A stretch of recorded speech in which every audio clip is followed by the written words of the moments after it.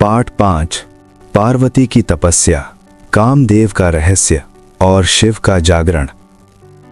समय बीत चुका था। सती के देह त्याग के बाद भगवान शिव फिर से गहरी तपस्या में लीन हो गए थे।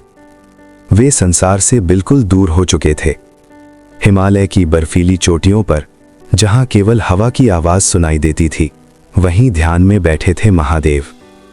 उधर पृथ्वी पर जन्म ले चुकी थी पार्वती, जो वास्तव में सती का ही पुनर्जन्म थी। पार्वती का जन्म हुआ था हिमालय के राजा हिमवान और उनकी पत्नी मीना देवी के घर।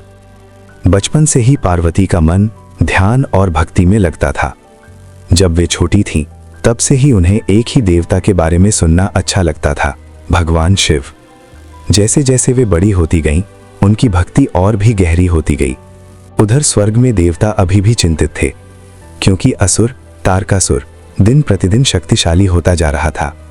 उसने देवताओं को पराजित कर दिया था और उसे वरदान मिला था कि उसे केवल शिव का पुत्र ही मार सकता है। लेकिन शिव तो तपस्या में लीन थे। अगर वे विवाह नहीं करेंगे तो उनका पुत्र कैसे होगा? देवताओं ने मिलकर योजना बनाई। उन्होंने सोचा, अगर शिव का ध्यान भंग किया जाए तो शायद वे संसार की ओर ध्यान दें। इसके लिए उन्होंने बुलाया कामदेव। कामदेव प्रेम के देवता थे। उनके पास एक दिव्य धनुष था और पुष्पों से बने तीर। देवताओं ने कामदेव से कहा, तुम्हें शिव के ध्यान को भंग करना होगा। कामदेव जानते थे कि यह कार्य बहुत खतरनाक है, क्योंकि अगर शिव क्रोधित हो गए तो परिणाम भयानक हो सकता है। लेकिन फिर भी उन्होंने देवताओं की मदद करने का निर्णय लिया। कामदेव हिमालय पहुंचे, जहां शिव ध्यान में बैठे थे। चारों ओर गहरी शांति थी। पार्वती भी वहीं पास में महादेव की सेवा कर रही थीं।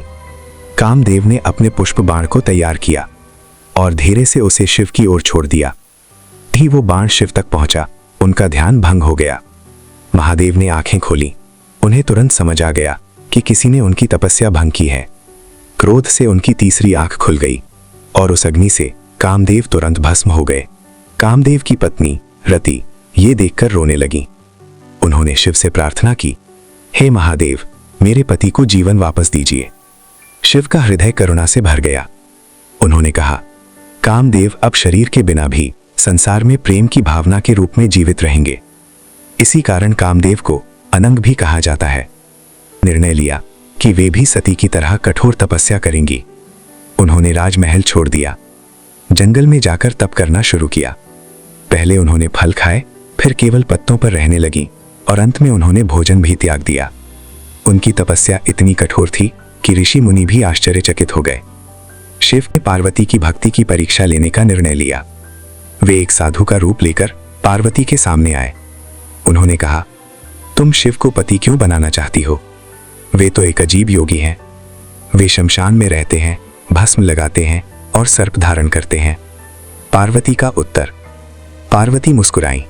उन्होंने शांत स्वर में कहा, आप शिव को नहीं समझते। वे केवल योगी नहीं, बल्कि पूरे ब्रह्मांड की शक्ति हैं। मेरे लिए उनसे बड़ा कोई नहीं।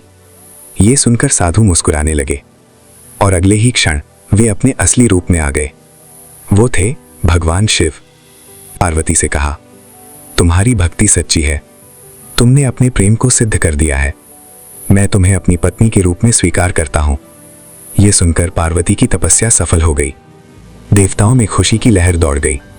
अगली कथा। अब होने वाला था एक और दिव्य विवाह, शिव और पार्वती का विवाह। और इसी विवाह से जन्म लेने वाले थे दो महान देवता, कार्तिकेय और गणेश, जो आगे चलकर देवताओं की रक्षा करेंगे। लेकिन उनकी कथा भी उतनी ही अद्भुत है।